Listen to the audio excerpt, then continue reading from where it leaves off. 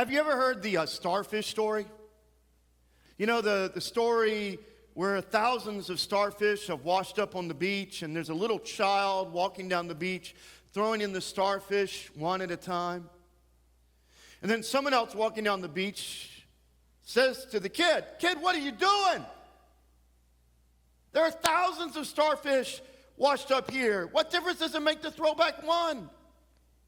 And the child just says, holding up a starfish, "It makes a difference to this one." It's a nice story. But the story totally undersells what the kid is doing. The kid isn't making a difference for one starfish. The kid is making a difference for thousands, no, millions of starfish. Why? Starfish reproduce, okay? So that one starfish is going to eventually meet another nice starfish, and they're going to have starfish babies. And a starfish, conservatively, will have 30 starfish survive to adulthood. So, I did the math. In 5 years, do you know how many starfish that one starfish will reproduce? 24 million starfish. And starfish live for 30 years. So we're not talking millions of starfish, we are talking billions of starfish. See, that's the miracle of multiplication. And you don't need a lot of multiplication to make a big difference. Do you know the miracle of compound interest? Let's say you have $1,000 and you invest it at 3.5%, and you add like $100 a month. And you do that for 40 years. Now, without interest, you're going to have about a little under 50 grand. With interest, you're going to have over 100 grand, 108,000 to be exact. Now, if you just goose that interest rate, say to 7.5%, slightly double it. No, you're not going to just slightly double your money. You're going to quadruple your money. Instead of 100,000, you're going to have over $400,000. And by the way, if you want to waste a good 15 minutes finding an interest rate calculator online and plug it in, what if it's 25%? How much? I'll be a millionaire. By the way, this is how millionaires get made. Usually by this sort of slow but sure growth. Now, why am I talking about starfish and compound interest? It's because that's how the church first grew. See, after the first century, the church kind of grew fairly slowly. The first century, it grew pretty rapidly to about 9,000 people. And then it slowed down to grow about 3.5% per year. So that means every small community, let's say 100, added just 3 or 4 people a year. Now, at that rate, by the year 200, the church had grown to 150,000 people. And by the year 300, 12 years before the emperor himself became a follower of Christ, the church had grown to 3 million. Now, how did that happen? The church had no mass market campaign. It had no media, no social media. The church didn't have buildings. In fact, for those 200 years, it was largely persecuted and ostracized. So how did it do it? It did it the same way every church has. One by one, by one, by one. As churches always grow. Do you know the fastest growing church in the world, where it likely is? It's Iran.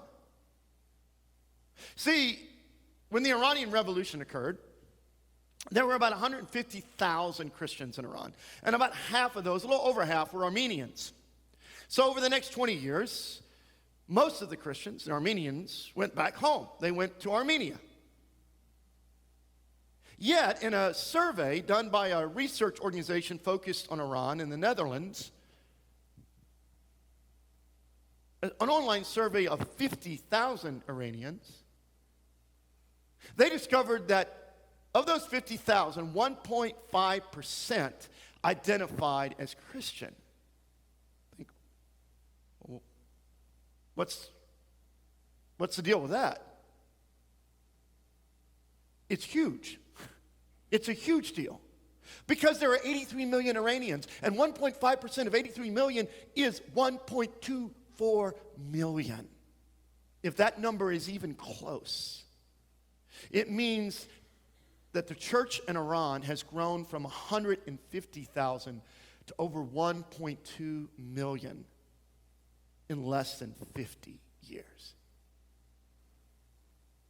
How did that happen in one of the most persecuted Christian communities in the world? It happened as it always has. One by one by one by one. Family member telling family member, neighbor telling neighbor, coworker telling coworker. See, if our church, any church, is going to grow, it has to do it that same way, one by one by one. That's the way the church has always grown. And that's how Jesus did it too. And so over the next several weeks, we're going to spend some time talking about how Jesus did it, so you and I can do it too. And today, in this passage, Jesus shows us the first step. So let's listen and hear what it is that Jesus has to say. And we're reading from the very beginning of Jesus' ministry and one of the accounts of Jesus' ministry called the Gospels. And this one is one written probably by someone who was writing on behalf of Peter, who was one of Jesus' first disciples, a guy named John Mark.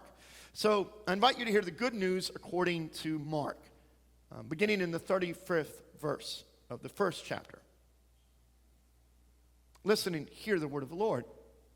Now, in the morning, while it was still dark, Jesus got up and went out to a deserted place, and there he prayed. And Simon and his companions hunted for him. And when they found him, they said to him, "Everyone is searching for you." And he answered, "Let us go on to the neighboring towns, so that I may proclaim the message there also, for that is what I came out to do." And he went throughout all Galilee, proclaiming the message in their synagogues and casting out demons. This is the word of the Lord. Thanks be to God. Now, when you look at Jesus' ministry, you will discover one thing, that Jesus certainly preached to the crowds, but he always focused on the one. There's a story in the Bible where a huge crowd is surrounding Jesus, and this religious leader of the synagogue named Jairus, comes to Jesus pleading for help. His daughter is dying. He wants Jesus to come heal her, and Jesus immediately goes. But hold on. What about the crowds? Where are they? They're still there. But Jesus is not focused on the crowds. Once Jairus shows up, he focuses on Jairus and his need. He focuses on the one. And then as he goes to Jairus' house, and the crowd goes with him, there's a woman in that crowd who has been sick for decades. And in desperation, she reaches out, she touches just Jesus' cloak, and is instantly healed. And Jesus instantly stops and goes, "Someone touched me. Who touched me?" And his disciples are like, "Duh, Jesus. You're in a crowd. Everyone's touching you, okay?"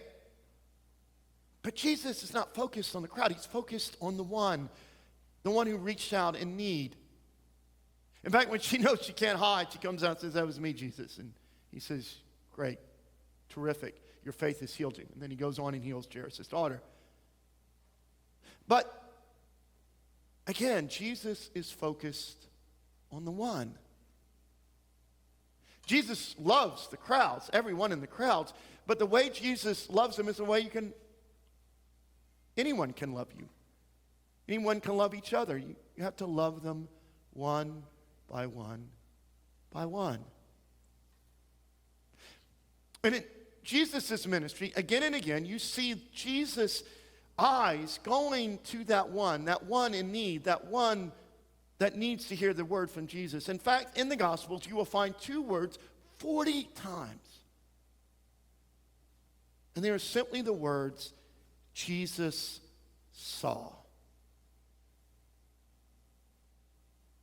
But how did Jesus see? How did Jesus always see that one most in need, that one that God was calling to reach out to, that disciple that God was calling him to call, who would end up being part of the transformation of the world? Well, before Jesus could see, he had to go see someone else first. And we read about that in this passage where it says Jesus, before anyone else is up, goes to pray. Why? He needs to connect to his Father's eyes. When I was growing up as a teenager, a song by the Christian singer Amy Grant rocked my world. And the song goes like this, and I will warn you, I am about to sing. Okay? Just be prepared.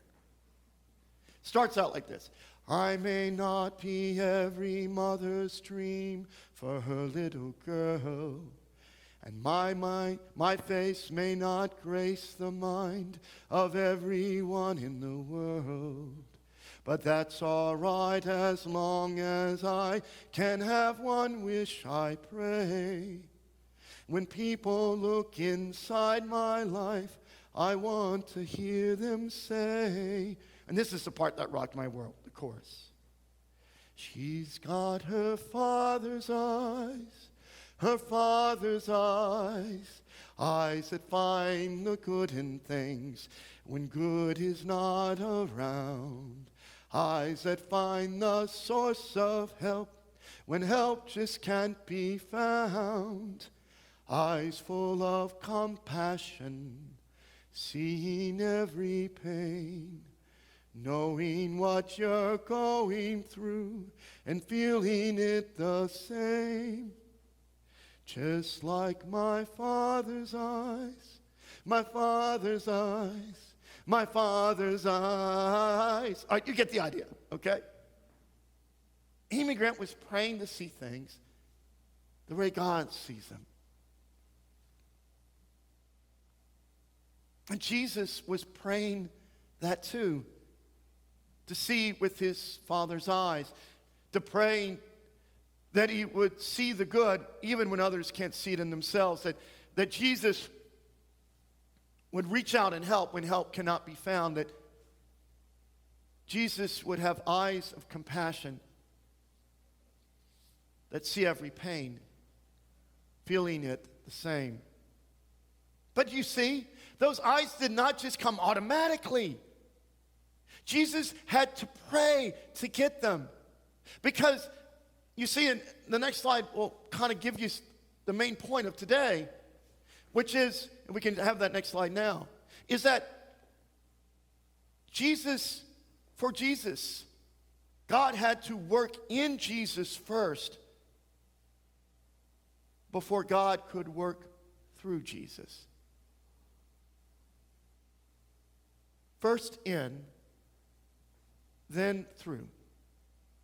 And only when Jesus has that time with the Father does he go. Only then does he go out to proclaim the message. Only then does he go out to do deeds of power. Only then does he go out to do, as he would put it, his Father's work.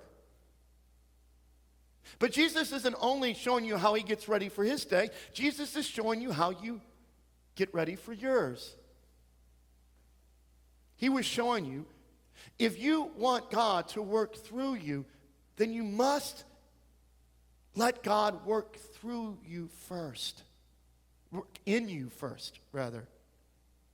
And if you don't let God work in you, then God will not be able to work through you. Why? Well, you're just not going to be able to see what God sees. You're not going to have your Father's eyes. You're not going to be able to see it even when it is right in front of you.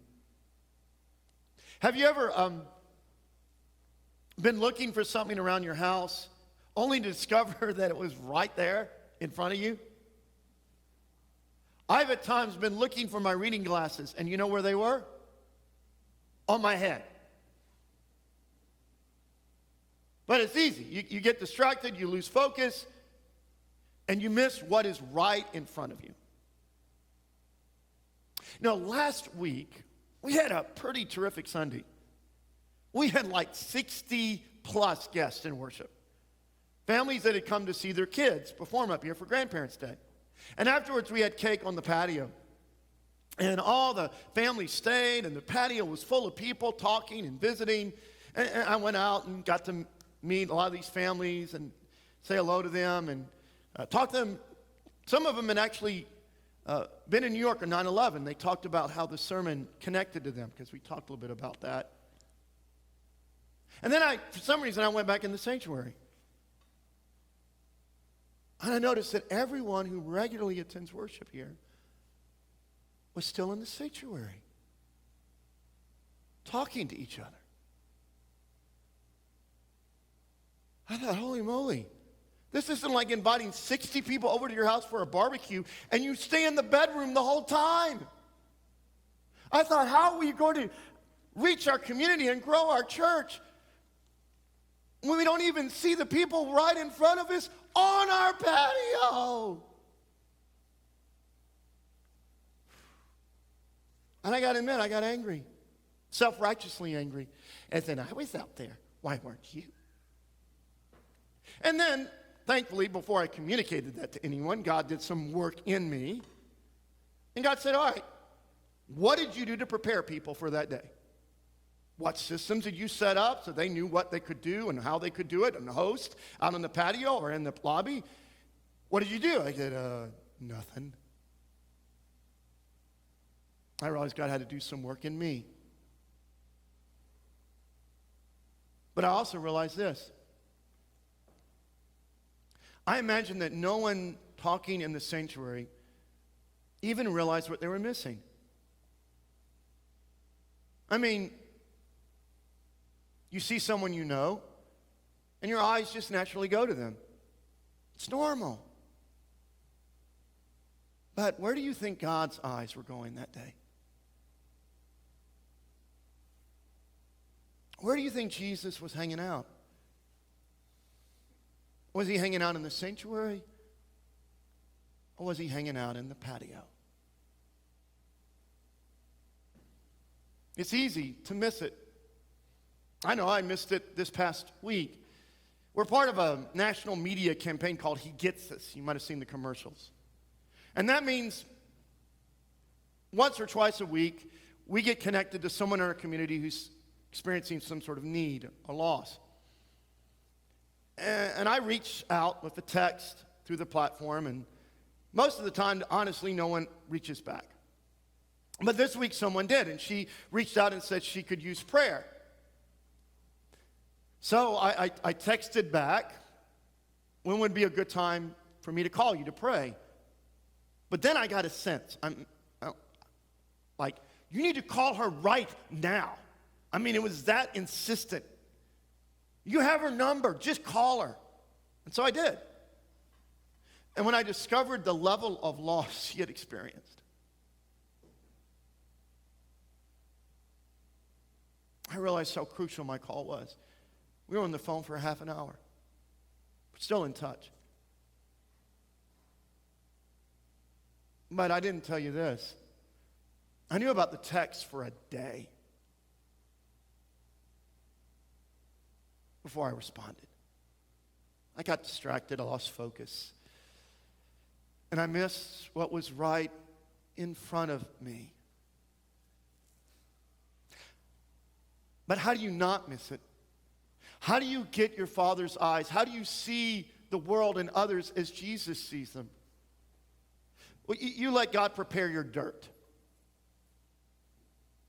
What do I mean? There's a parable Jesus tells about a farmer. Farmer is throwing seed everywhere. He throws seed out in the dirt road. He throws the seed into the thorn bushes. He throws the seed into the shallow soil. He throws the seed into the good soil where it produces a lot of fruit. But I rarely realized who I am, who we are in the story.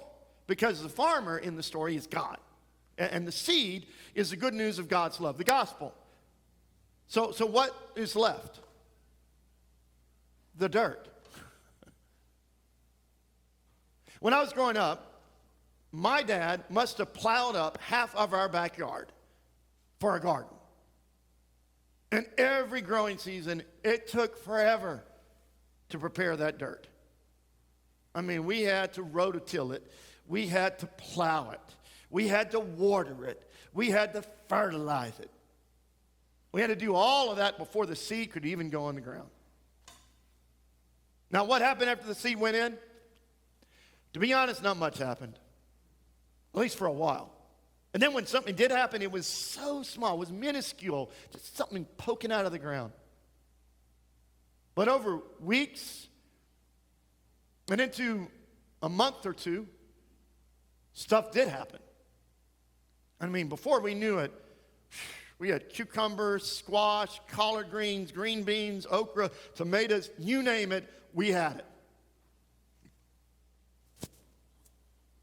But how did that happen?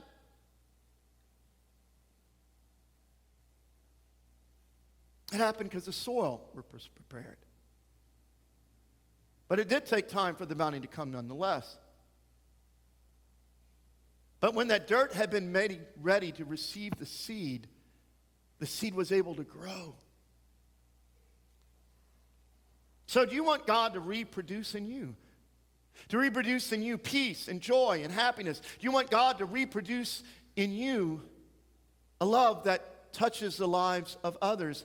Do you want to see this world as Jesus sees it? Do you want to see this church grow to love this community like it never has before? And you got to let God prepare your dirt. You got to let Jesus get down in the soil. If you let Jesus do that, work in you like that, then Jesus will work through you in ways more wondrous and more amazing than you could ever imagine. It will take time, like all growth does, but it will happen. And it doesn't take much. It begins with you simply making this very short prayer. Jesus, do something in me. Give me your eyes to see. And let's say you do that. Get up maybe 5 minutes earlier, 10 minutes earlier. Find some other time in the day.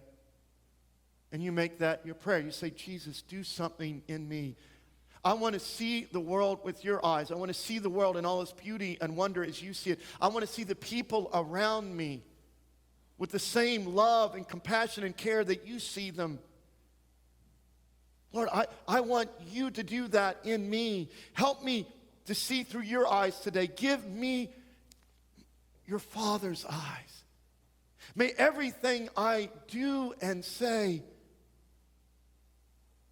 be because of what you are doing and saying inside me. May it flow out of that. Will you do that? Will you do that and then just trust? Trust that Jesus will work. Jesus will work your soil. He will get down in your dirt and prepare the way. And as Jesus does things, wondrous things will grow within you. And then they will go through you to the world. He will grow in you eyes to see, grow in you courage to reach out. He will grow in you a deeper passion to love the people nearest to you and the people furthest away. Jesus will work in you so Jesus can work through you to bless others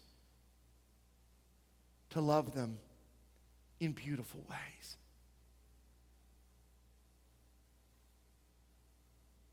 So will you let Jesus work? Because until Jesus works in you, then Jesus will not be able to work through you. First in, and then through.